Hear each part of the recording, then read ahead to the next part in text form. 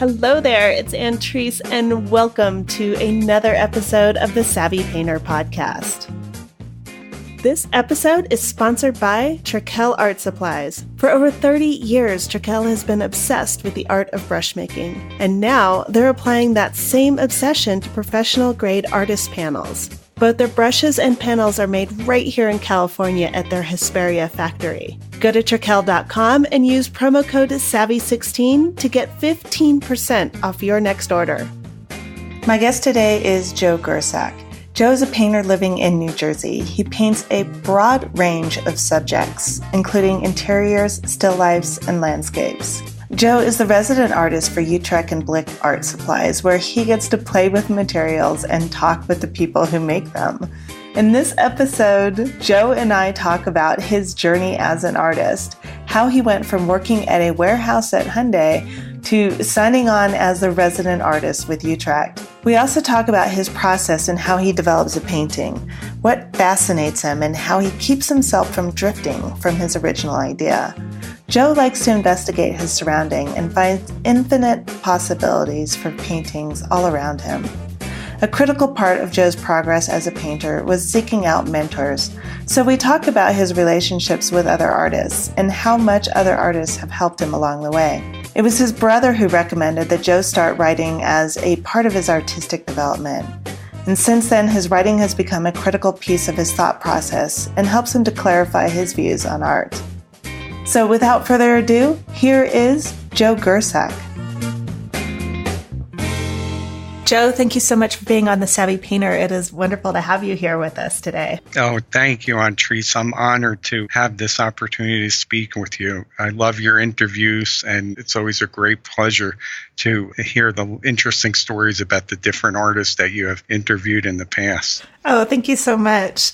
Can you tell me a little bit about when you first started out as a painter, specifically more like when you began to treat it as your professional vocation? Early on, I had my sights set on becoming an illustrator. So in my later teens, I came out of the high school, the first adjunct of the high school arts program in New Jersey.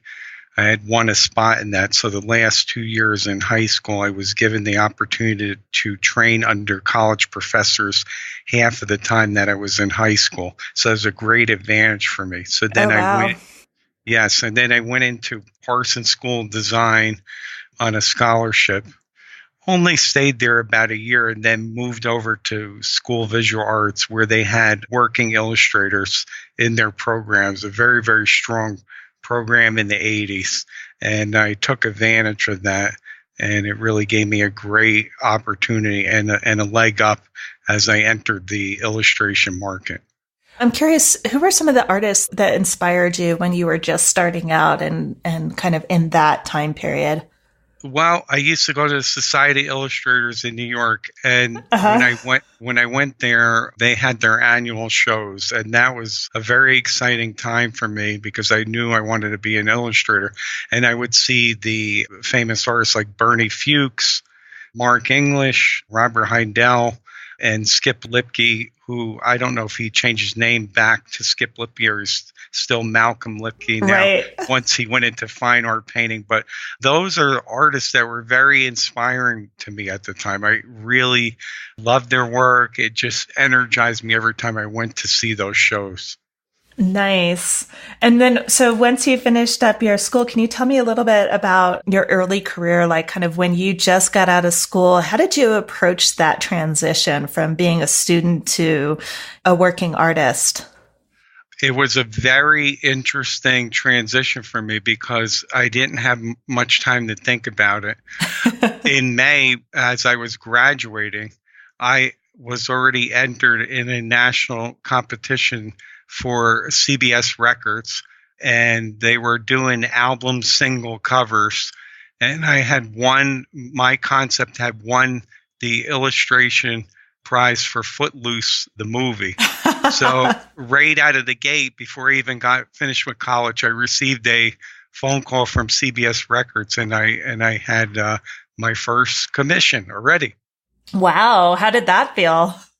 Wow, I was like blown away and had a stamp of approval. And it gave me a lot of confidence to know that I was really prepared to go out there and do the work in some respects. In some respects, I wasn't, but that gave me definitely, it boosted my confidence. Nice. Very cool. I'm curious if you've had, after that, is there a moment or decision that you made in your career that you feel like was a really personal success for you? I had been a successful illustrator for about 4 years after I got out of school. But then I started to lose my love for it. And it was a combination of just the market changing at the time, moving towards the early 90s. The computer was taking over a lot of the editorial jobs that I had gotten. Yeah, yeah. And so then I felt like I had to make a change, and I had an interview, a portfolio interview with one advertising agency in New Jersey somewhere. And the art director told me that, you're really a fine artist. And I had thought about that for a while, and I knew I was slowly being pulled in that direction. So in 1990, I made a decision to leave illustration behind. And that was a big decision for me. Yeah. I mean, that would be a big decision for anyone. Can you talk a little bit about what was going on in your mind when that was happening? Like, what were you thinking? It was an event that happened. I had stayed up 48 hours to do a job for a agency in New York City. And I got a call from one of the art directors telling me that the job was not going to work out and that I was going to have to redo it. And I think I was just mentally spent at that time. Yeah, I bet after 48 hours. My wife was standing behind me. She's a graphic artist. She was in graphic arts for 25 years. We had a business together, Studio G. And I looked at her and I just basically told them to give me my kill fee. And when I hung up that phone, I turned around and I said, I'm done with illustration. And she accepted that. But that was not an easy decision, because once I made that decision, it started taking me down some roads that I really did not expect. And it brings me through a really tough transition for my career. Tell me about those. What were some of the decisions that you made after that? Because that's pretty abrupt in a way, but understandable that you just said, like, okay, I'm done. Well, I wanted to be a fine artist, and then I started doing paintings for fine art galleries, and I was being accepted very readily into some big name galleries. But then the problem was Joe G wasn't ready for that. I wasn't ready. I wasn't mature enough to handle that. And those galleries at that time, I mishandled those important connections, and slowly they dwindled off. And I found myself taking jobs outside of my art world for my starting family. I was starting a family and I needed to make an income. What were some of those mistakes that you were making? I just did not deliver or understand doing a series of work, a body of work together. Wasn't mature enough for that. So I didn't understand all those things that galleries are looking for, inconsistency and being able to deliver. Maybe I did 3 or 4 paintings in one way, and then I kind of headed in a new direction. And as you know, galleries don't really appreciate that type of inconsistency, because if they start selling your work, they want to know that they can at least tap into something for a while. And I didn't understand that. And I wanted to keep experimenting, going around. Not that there's anything wrong with that, but you do have to build a base of collectors before you're ready to move on to other ideas. So looking back now, what would you kind of tell yourself then, aside from the consistency issue? I mean, that is a big issue, I guess. What I'm thinking is that there's the experimental stage that every artist has, although when you're dealing with galleries, it's kind of best to keep that off to the side and allow it to develop and mature while you're working on the other stuff, or give yourself time in between. But what are some of the things that, if you could look back now and talk to Joe today can talk to past Joe at that time, what would you tell him?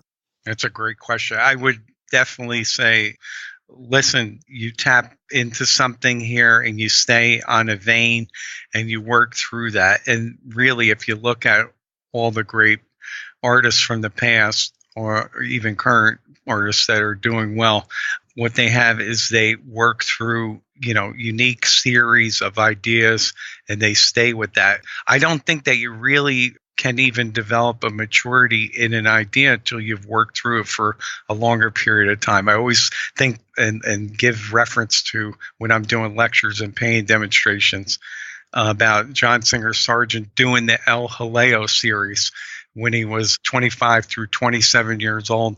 And at that time, he had done more than 130 paintings and sketches, watercolors, drawings to prepare for that El Jaleo painting that is in Boston now. And so, in order to get that to that masterpiece, all this preparatory work was done. And when I went to school as an illustrator, we were trained to work through several ideas and then come up with a finished illustration, and that would be it. But for a fine artist, when you think about Wyeth or any of these artists, Homer, Hopper, they're working through a long period of time on an idea.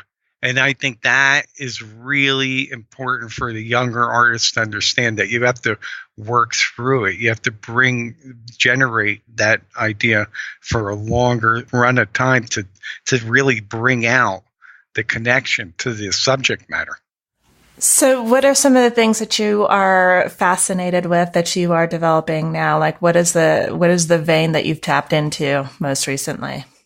What I'm doing is aiming more to become very, very interested in abstract realism. So I'm really pushing the boundaries of how much can I actually edit out. And I think a lot of artists generally, as they mature as a painter, they're trying to see how far they can go with taking information out instead of trying to add everything in, and trying to work from these big, more abstract shapes into developing maybe the most important parts of the painting where they need to bring focal points. So a good example of that, again, that I use in my lectures and painting demonstrations, or Nikolai Feshin has in many of his paintings, if you turn them upside down and you look at them, you could see in a portrait maybe a lot of detail in that one spot, but then the rest of the painting starts to get very suggestive or completely obliterated in areas where it's not the main subject. So I find that very, very interesting. And I had an experience speaking with David Leffel about abstract realism and also Sherry. And I said I would like to write a definition for abstract realism, and they said, well, good luck. I don't know how you're going to do that. Yeah, well, how would you, what are the thoughts? Like, if you were going to define that, give me your best shot at it. What would that be for you?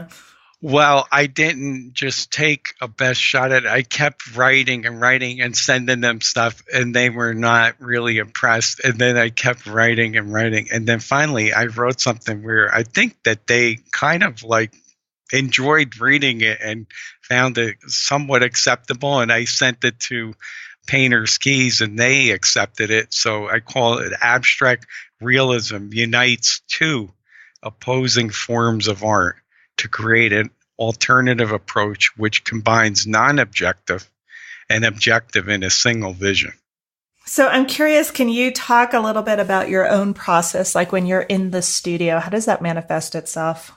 Well, it could be some photo reference, or it could be actually painting from life. But the process of me developing a painting is very similar. I like to see the broader sense of something, the bigger shapes, and I try to stay in that mode for as long as possible before I start to develop more of the painting. I think it's very, very valuable to get those bigger pieces really functioning all together. And then as that feels like it's being assembled right to me, then I start moving into areas that I want maybe increased focus and more design in those smaller areas. But I try to hold off on that, as many painters from the past.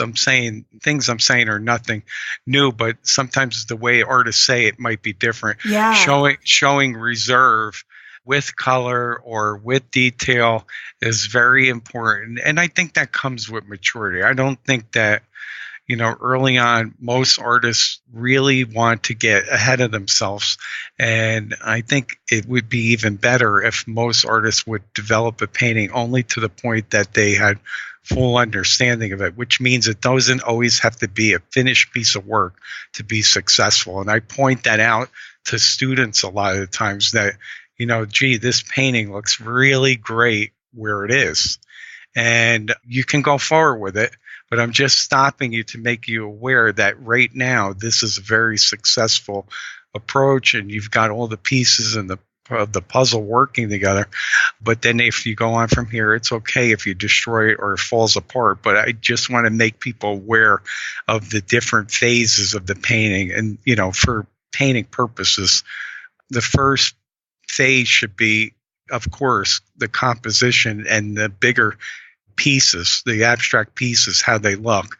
And then the second phase should be a little bit more refinement, and then moving on to the third phase where you might be multi-layering colors over. That's what I generally move towards the end. Let's unpack that a little bit, because there's the how you teach your students, and then there's what actually happens in your studio, and that's the part I'm really interested in. So can you tell me a little bit about like maybe your daily ritual, if you have one, for when you go into the studio, and how do you start your pieces?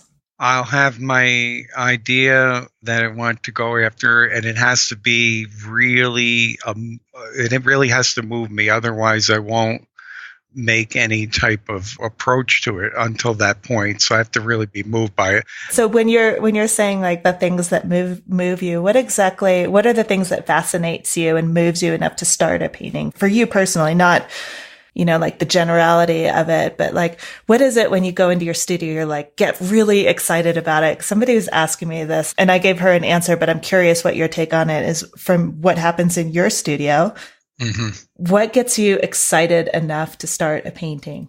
I can get excited about the light, or I can get excited about a figure in it, the way it is, the way it's going to be in the composition.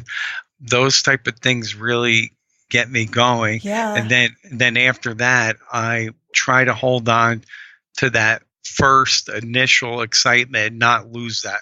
That's been something that I think in me has matured over the years.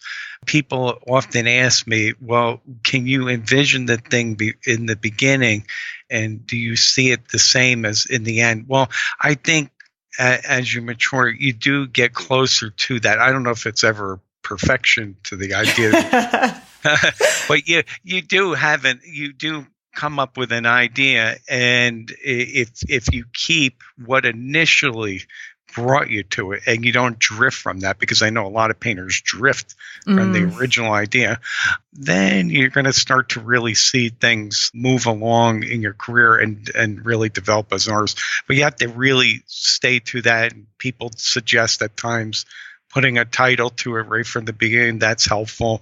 Or, just really going back to the original. If you do a sketch, sometimes I do a small sketch or a watercolor, and then I'll take that and try to transfer that into a painting. I like once or twice remove sometimes from the original subject, because again, that really strips down and gets to the point of what you're really trying to say sometimes. And sometimes we just really don't edit enough. So I think that really helps. Give me an example of that, of how you have removed yourself once or twice from the subject or the motif. Well, you could have, like, I love doing interior. So you have, of course, and an interior can be very complex. So when you're working on an interior, you have many parts and pieces that you're trying to assemble. So if you originally set out to do something, maybe, for instance, like I do the initial sketch, it'll be maybe a lot more detailed. Then I'm realizing as I'm going through that I'm going to cut this out, or move this over, or I'm going to enlarge this, or I'm going to set that back, or this or that. And you're going to start to really reassemble in your mind how this thing can become stronger as you move to the next round of investigation with it. How many sketches do you normally do before you start off a piece? Sometimes I go straight to the painting, and then sometimes, if I'm really excited, I go straight to the painting. It doesn't always work out, as we know. But sometimes I might do 2 or 3 sketches and then realize, hey, this thing has some real potential to it. And then I'm going to take that to another level, either enlarging it or just creating another painting the same size, but manipulating it maybe slightly different. Okay. So you find that during the painting process itself, do you ever find that there's different pieces of it that excite you more, and so you want to go back and investigate that a little? Yeah, and the interesting part about that, as most painters know, is there might be a piece in that original painting that you're never going to get back. Yeah. If you try to go there and you say, wow, look at how that thing was done. If I could just transport that into the next one. And sometimes you either lose energy or gain more by the repetition. But I truly believe, just by reading so much about so many other artists in the past, the repetition and staying in a vein of a concept or an idea is very valuable, because it only brings out greater depth. I have to repeat that because I think it's really important. Yeah, because you can just dig deeper and sort of peel the onion a little bit more and understand more, either about the subject matter itself or the composition or the lighting or whatever it is that is really exciting you. I'm fascinated by Giorgio Morandi. Morandi did all those still lifes, and he did them for 50 years. And he did them in a small studio, and he didn't travel around the world. But eventually all the collectors and the important people came to him, which I find really amazing, because that alone, just like Wyatt, they stayed in their own little worlds and they kept investigating. So they, even though we might look around, we might say, well, this is all I can see of this subject. Well, it's the lack of observation that's making you say that, because if you stay on a certain subject or topic, like I've done many interiors of my house, and I continue to do them. I'm working on them right now. And the people that are in my house, my family, become parts of those paintings and over again. But yet I can create it different. I can make it different. I can make it with a different backlighting or side lighting or nighttime or daytime. I mean, if you start really thinking about it, there is no excuse for this. Especially when I say to the students, you're not opening up your mind enough. There's infinite possibilities here. You have to just keep an open mind and look and receive information from your subject. You can't just come to a conclusion that you're done with this investigation. Yeah, like Morandi or Emily Nelligan. They both, like Morandi had the still lifes, and his apartment is amazing. It's tiny. When you see it, it's incredible. And then Emily Nelligan's been painting the same pond for decades. It's incredible. Yeah, and Kevin McPherson as well with his pond. Right. That was like a 8 or 9 year it was one painting every day, every calendar day of the year. But I think, if I remember right, he told me it took him like 8 years or 9 years to actually complete the entire project. But he wasn't working on it all the time, obviously, but it took him that long to get everything together. Yeah, that's just fascinating to me, all of that. Yeah. Can you share a story of a time in your journey as an artist when you encountered a big setback? And more importantly, what did you take away from that experience? Okay, the biggest setback of my career was when I left illustration. Then I had to take a non-art related job. I was working at Hyundai Motor America for 8 years in a warehouse, and I was paid well. I had tremendous benefits, but it was a very difficult situation for me. Not that I was better than any of these other labor workers, but I needed to be with artists and not in the position that I was in. But I did it for my family to make a living, and while I was trying to figure out this whole fine art market. And the setback was I had more of an environmental depression, because as an artist, as you know, you need to keep feeding the fire. And so that really brought me down to a very low spot in my life. And in about 7 years, the seventh year I was there, I'm a very spiritual person. I went out to the warehouse to pray to God, ask him for direction, and ask him to deliver me from Egypt, or give me the strength to be delivered from Egypt, or to endure what I had to do there. Well, he did answer me. I stayed there for another year, and then I moved from the worst employee to the best. And then as that happened, the job opportunity for my job at Utrecht as the resident artist and all that part of my career started to open up, and there was a job opportunity for me there, and things really started to shift. And all of the experience that I had blended from my being a full-time painter and being the resident artist for Utrecht really added to my life as an artist in many, many ways, because I started meeting some amazing artists all over the country and having time with them, going to some of their workshops, and all these things have been added on to me and helped me to mature.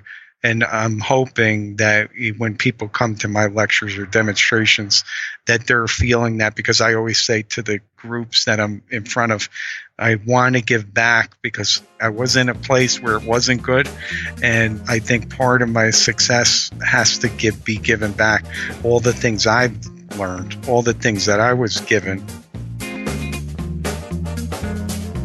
This episode is sponsored by Trekell Art Supplies. Brian Trekell started Trekell Art Supplies over 30 years ago from his apartment in Brea, California.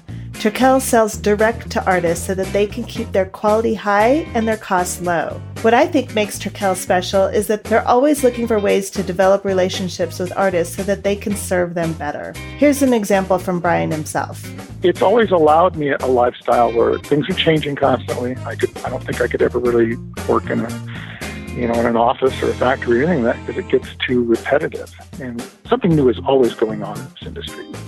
When I was very, very, very small and actually started in my apartment in Brea, I had a customer come over and we sat there at the coffee table and designed a new brush that she thought would really work. And 30 years later, she's very big and she still buys those same brushes. So, those are the types of things that really are a lot of fun. Go to Trekell.com and use promo code SAVVY16 to get 15% off your next order. Looking back at that time when you were at Hyundai, what were some of the things that you actively did to continue your painting while you were in that time to earn money for your family? Antrese, that's a great question, and that's really important. I kept teaching in my studio, so I would work during the day, but I kept one foot fully in art and kept teaching, and that teaching or that reinforcement of helping students that were lesser knowledge than me always helped me and kept my confidence as an artist. And interesting enough, I always had problems when I was a young child with dyslexia and language. And so an amazing thing started happening during all that transition.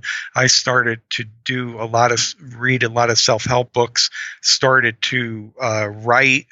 And the creative writing, which my brother Mike suggested that I do, he said, if you're going to be any type of painter, you need to write your ideas down. And that really did add to me, because I started to write my thoughts down, and I didn't realize I had a lot of creative ideas and poems and thoughts that I need to write down. And that was just as fulfilling as putting paint on a canvas to me. Did it help you? Do you feel like that helped you clarify things, your thought process? Yes, it did. It was very beneficial. And same with the painting today. If I'm really moved by an event in the world or a situation that happens to me personally, whatever it is, either really joyful or very, very profound sadness, whatever, I will write. And I find that's very cathartic. And I find that these pieces of writing that I've done have helped other people as well. So I get a lot of joy out of knowing that. Okay. So I'm curious, like, what specifically did you do during that time to get those workshop students? Because I know there's a lot of people that are sort of in that situation where, you need to provide for yourself, and there's always this transition period. And I think it's generally a little bit longer than people think. Like, I think people want to believe that happens in like 6 months or a year or something, but that doesn't seem to be the case. No, no, it does not. I'm trying to gently say that, that's just not true. It's not. Unfortunately, I mean, I can laugh about it now. It wasn't funny then. No. But really, for the people that are listening out there, really, the main thing is, listen, a great thing happened to me. And I will share it with you after the interview's over with as well. I'll send it to you. But I came upon a list that was in Artist Magazine. It was a 17-step process written by John Howard Sandon, the famous portrait painter. It was called A Blueprint for Success, John Howard Sandon. And I even called American Artists hoping they would give me a PDF of this that I could keep sharing it with other people. Thank God I had a copy that I made my own PDF. But in that is very interesting because there's all these steps, and really the last thing is really about your artistic career, but it's all these other things that you had to do in order to really become a professional artist. And John Howard Sandon, I had a very interesting experience. I received this paper in 1990, latched onto it, followed this blueprint to the T. Uh-huh. And after I did it, it actually did make me become a successful artist, and have shared this over and over hundreds and hundreds of times with other people. What was your biggest takeaway from that document, just out of curiosity? You have to have an organized manner in which you operate, which illustration did give me that. I did have that already. So many illustrators that I know turned fine artists don't play around in the studio. When they go in, they're not procrastinating. They're professional artists that are working, and they know that they look at their fine art paintings as a job as well. And you have to treat it as such. And you can't, it's a funny balance. You have to have the emotional content to really be a fine artist, but you have to keep that in check, and you have to get rid of all the procrastination. You have to have lists. I live by lists. I still live by lists. I tell my children to live by lists. You have to have a manner in which you conduct yourself to get the things done. Check that list off. And when, like you said, you were referencing where these people are in their transition, and it's going to take more than 6 months. Well, if it's going to take a couple years, put your list together, put your dream at the end of that, and go backwards engineer it. Yes, and do it, because that's how it's going to happen. And I've done so many of those lists, and I've kept journals over the years that really show that progress of me getting into this gallery or that gallery and doing this thing or getting in this show. It's always the next step. Yeah. And it's so exciting when you can look back at those lists and go like, okay, yes, I did that. That's like, when you first are writing it down as an aspiration, sometimes it feels out of reach, or like, oh my gosh, can I actually do this or not? And then when you have that opportunity to look back and go, wow, and you see all the things you thought were going to happen versus what actually happened. And then all the cases where it was like, yes, I nailed it. That's like that precisely worked. It's so fulfilling. It is. It's very fulfilling. And each step does help multiply the success. It really does. I am a witness and a testimony to that myself. Each step does add to the other, and it gives you more as an artist and confidence, and being able to speak to galleries or being able to speak to other artists or groups of people, because you've been through all these different things. And, this is the stepping stone of walking and delivering as an artist. You have to have these certain accomplishments along the way. And as you begin to check them off, you see that more things start opening up to you. Mm-hmm. Mm-hmm.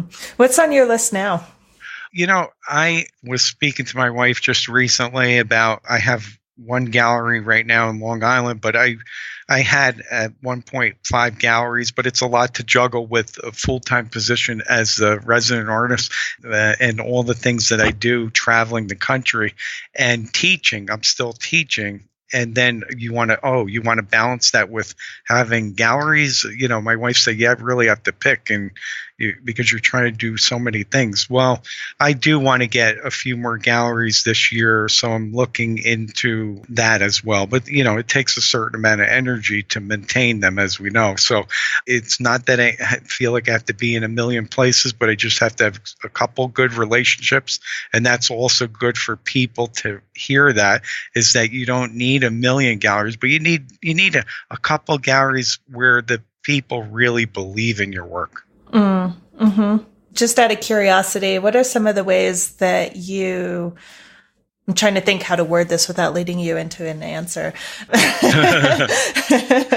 That's why sometimes when I'm asking a question, I'm hesitating a little bit. So what are some of the ways that you develop a relationship with a gallery? What works for you?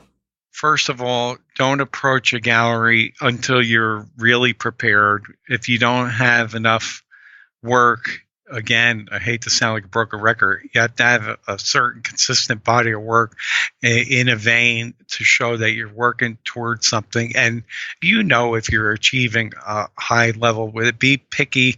Don't just put anything out there. Then when you get to that point, then you can approach the galleries. Hopefully they're open to seeing your work. And if they're not, move on to the next gallery. Move on to one. Maybe you're going to have to go a couple steps down to a level to where, you can fit in to maybe a broader gallery. And then as you refine your work and it improves, maybe you get into a higher level gallery as you go along. But approach the gallery, have your resume or your profile completely outlined, put all the shows that you can on there showing all the things that you're capable of doing. And then just, a lot of times today we're fortunate that we can submit by email, or phone calls don't really work so much. Nobody has the time for that, but maybe you can submit by email. I think the days of shipping stuff is long gone when we used to have a portfolio filled. Thank God. Yeah. And, either you'll get an answer or you won't. And it's kind of like an actor or an actress going for a calling and, too sorry, you're going to get a lot of those. Listen, if you do 50 and you get one, that's good. Yeah. So do you go by numbers? Because I find that there's different perspectives or different approaches in this. And there's, like one method, I guess, that would be, okay, I know that in order to get, I'll just use the example that you just gave. I know that in order to get one, I need to send 50 out. Is that how you handle it? Or are you doing it more in a different fashion? When you're choosing, I'm sorry, I don't know if that was specific enough, but when you're choosing which galleries to approach. Good question. Well, I think the advice I want to give people out there is you should be part of any type of society where your work is, whether you're a watercolor artist, oil painter, whatever that society is. Try to get in some of those shows. Even if you don't get in those shows, make some appearances at those shows, try to connect and get into a circle of artists. Once you get into a circle of artists, I think this is the best approach. If some of those artists are willing to mentor you, show them your work, they'll give you pointers, they'll help you to say, well, gee, I know a gallery, I can actually recommend you to this gallery, like this type of approach. And I think this is the best way, because then you come along with maybe a bigger name artist that can help you to get your foot in the door. And then you have to deliver once you get in. And if they give you a chance and they want to try to sell a couple pieces, you have to deliver. And also be realistic with your pricing. You can't come out of the gate with these unrealistic prices. It's more important in the beginning that you get your work in the hands of collectors than fulfilling your pockets with lots of money, which is really, and that's another mistake I made in the very beginning as well, because I thought I deserved more money than where the market would bear. Yeah, exactly. Where the buyer was willing to pay. So that is a mistake I made in the very beginning. And I was in some really good galleries, but I wasn't ready for that. collectors do their research and they know, hey, this person has been in all these shows, received such and such awards, and you are an investment to them. So if you don't carry a long resume, don't have all these things, that's okay. But create high quality work and give it at an affordable price and get it in the hands of people so that you can start to generate more interest.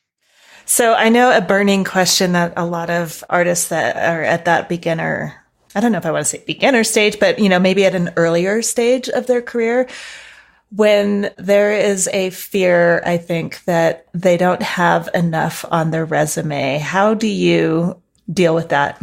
Or how do you suggest dealing with that? If somebody feels like, I only have like X number and I feel like I should have 3 pages worth of shows and accolades.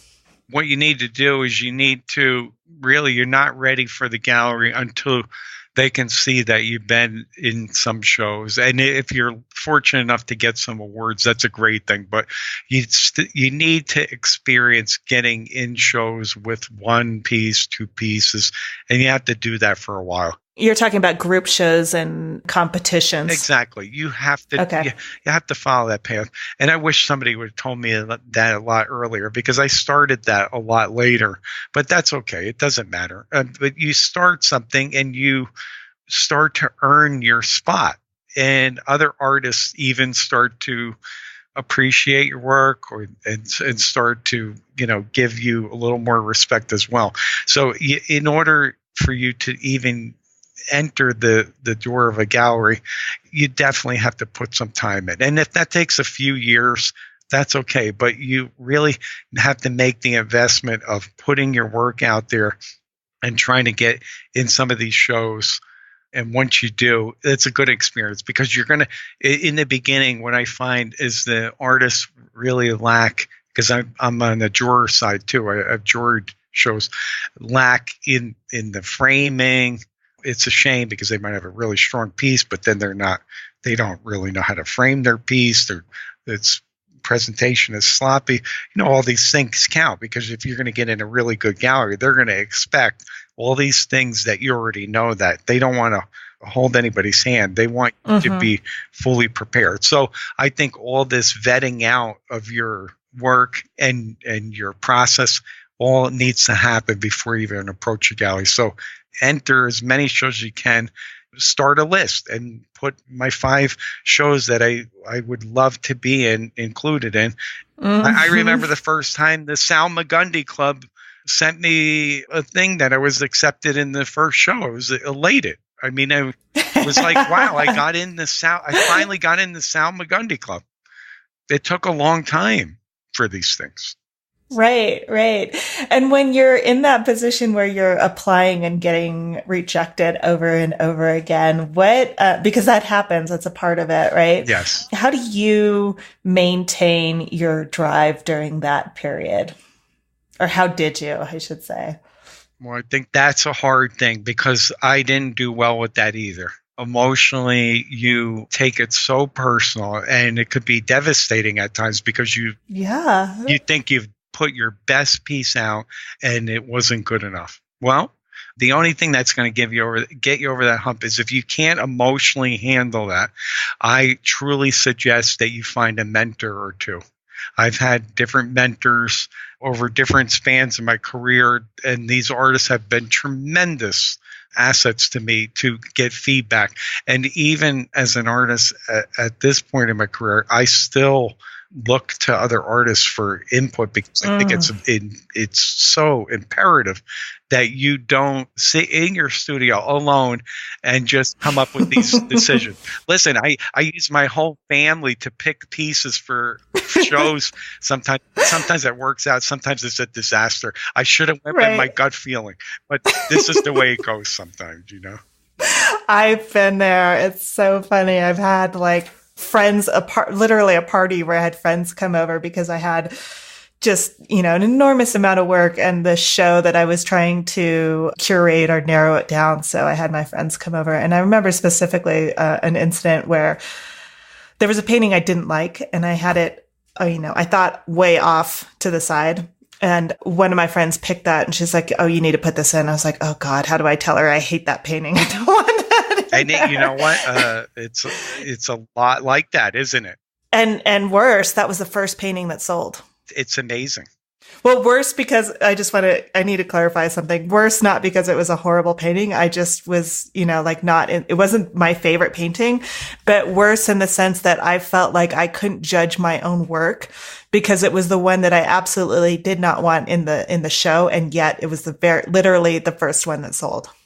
Yeah, and I'm that person as well. I was the worst framer of my work, the worst judge of my work. I always seem to have picked the wrong pieces for the show every time, and it's very frustrating because then you go back and you look. Oh, why didn't I put this one in then?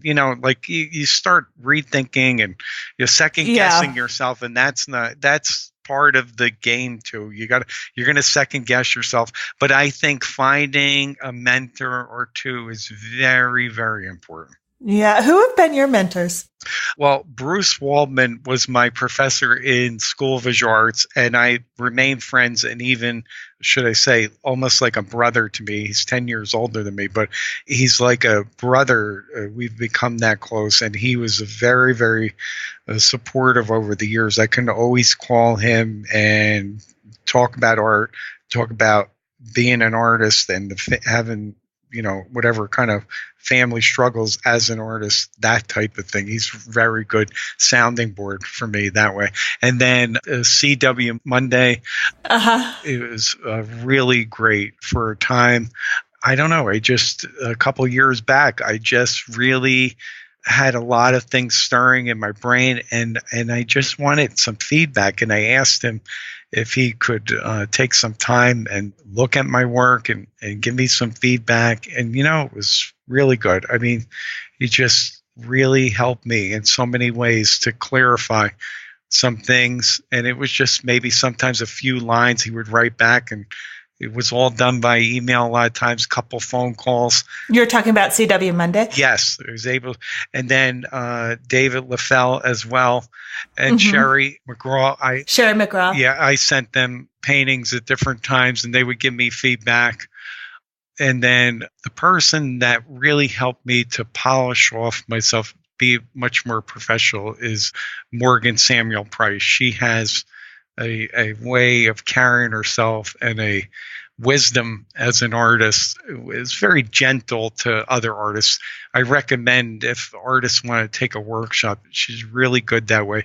She knows how to critique in such a powerful way, but in a way that is very kind and gets you to move your butt in the right direction. So, people like this are great. That's important. Yeah. So I feel like these artists and so many more, Dan Gerhardt's at a couple times. I was in his workshops and he gave me some pointers. I mean, just to have a couple moments with a leading artist and get that feedback. Hey, you know what? If you just do a little bit more of this, or if you adjust here, or listen, you're on the right track there. You're doing the right thing. Do more of that, Right.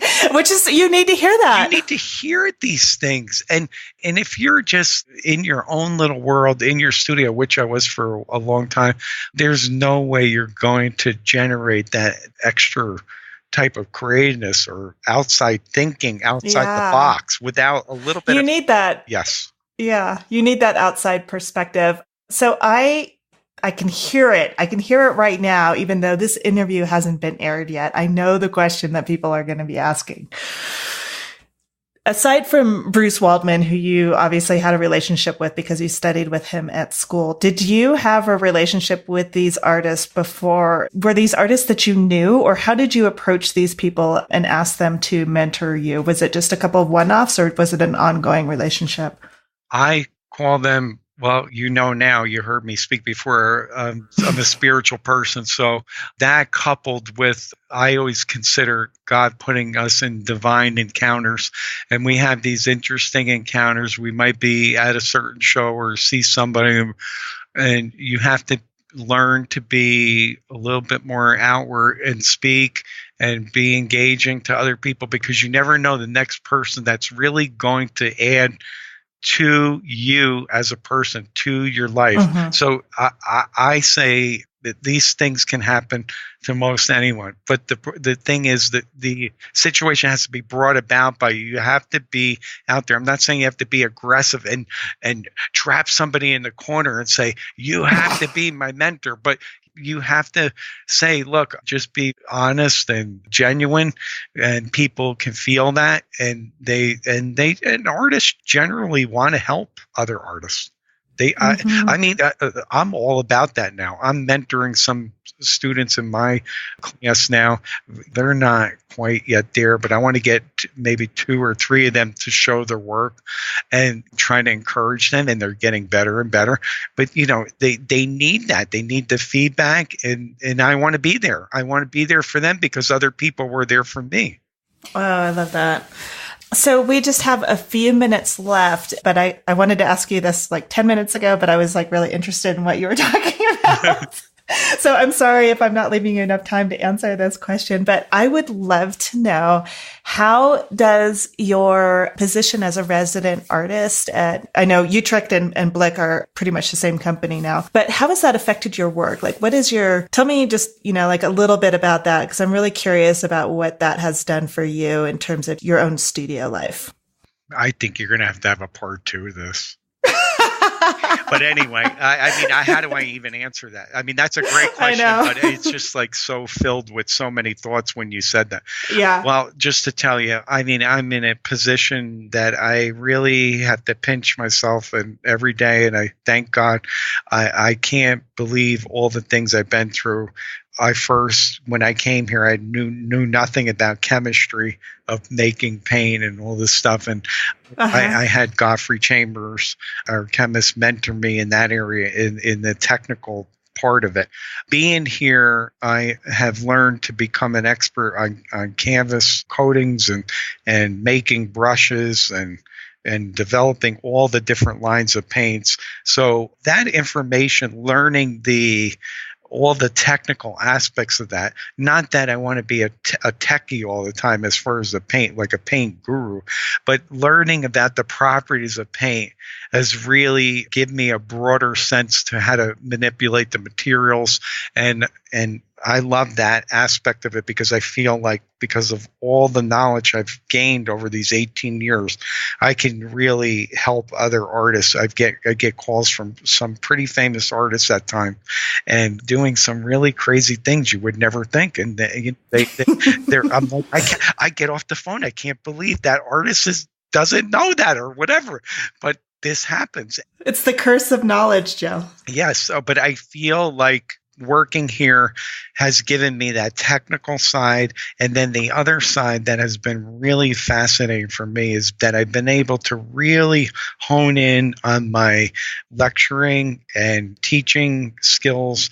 I've really, after you've been on the road for, 15, 16 years, go more than 160 major universities, that really makes you a better speaker. It makes you much more confident. I remember in the beginning, I was very nervous about doing this stuff, but then as time moved on, I really started to really learn the material and blend it with my lifetime experience as a painter and bring all of the ideas about history. I love the past century, past 100 years of painters. I really have studied a lot of the not this past century, but the 19th century turn of painters. I know a lot about them. So I try to incorporate that into my lectures and my painting demonstration, so that when people are watching me paint, they're also getting an art history lesson as well.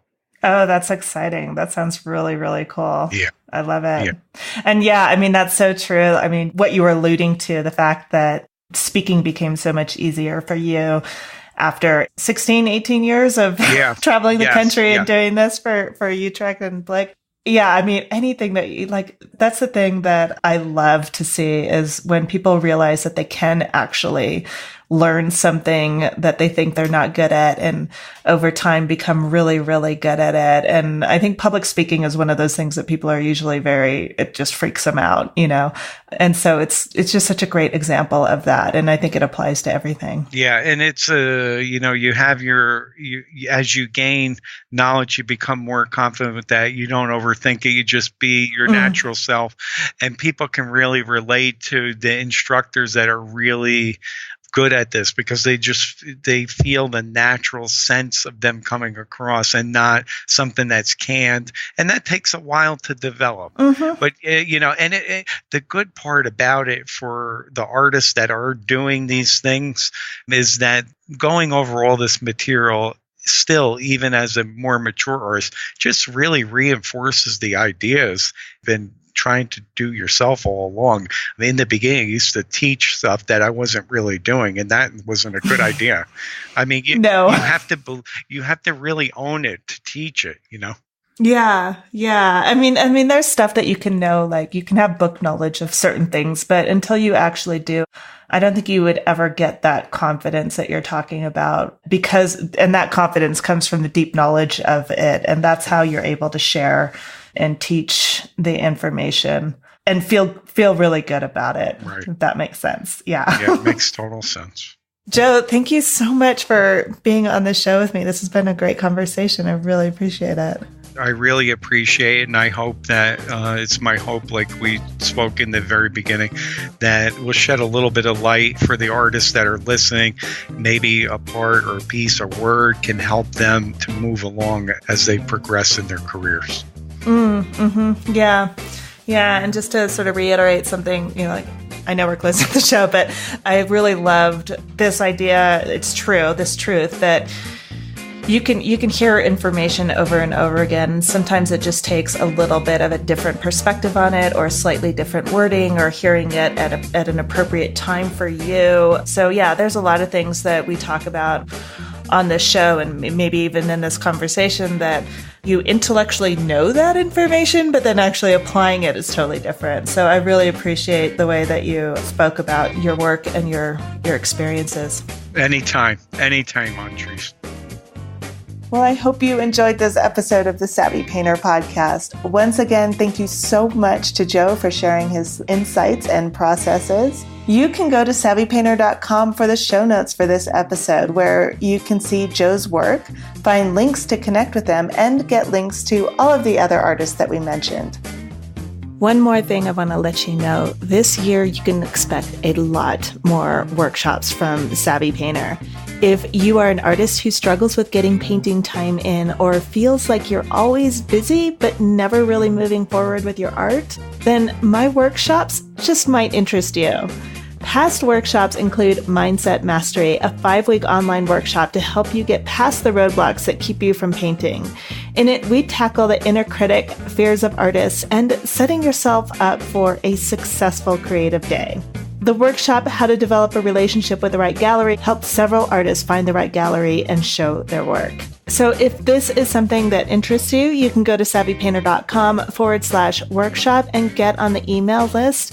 This is separate from the main list that tells you when a new episode comes out. This is just for the workshop, so you don't get quite as many emails, but when you do, there's always something really good happening. Sign up now and get a downloadable PDF with case studies that tell you exactly how 3 artists pushed through barriers that were getting in the way of their studio time. You can, for example, learn how Rhonda went from not wanting to call herself an artist to getting her very first solo show. Also, listen to an introverted artist describe how she built her confidence and then spoke in front of an audience of her peers. And you can discover the tools that Samantha used to take back her power after a decade of believing that she had no, I'm putting air quotes there, she had no talent. So again, go to savvypainter.com/workshop to reserve your place on the list. When you sign up, you get that downloadable case studies that I mentioned, but more importantly, you get exclusive invites to upcoming workshops. Most of the time when I launch a new program, it sells out before I ever announce it publicly. So reserve your spot now at savvypainter.com/workshop.